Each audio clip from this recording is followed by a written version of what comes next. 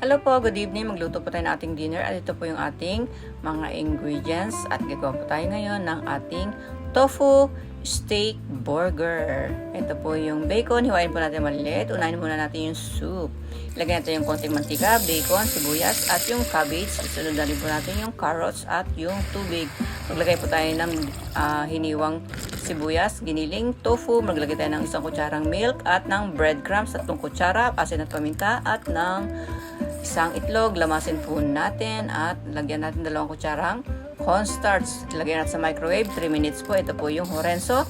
Ilaga po natin. Gagawin po natin yung salad. Maglagay po tayo ng miso sa ating soup. Ito po toyo, asukal at ng dinurog na sesame seed at ng kombu. Okay na po yan. Maglagay po tayo ng konting mantika. Prito po natin yung potato, asin at paminta. Okay na po yan. At ito na po yung ating tofu steak. Lagay natin yung shimeji. Lagay natin sa gilid.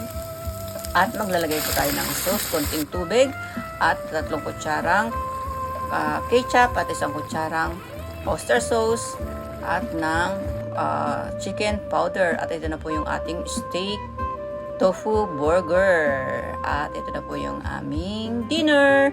Maraming pong salamat. God bless. Bye-bye. Thank you very much.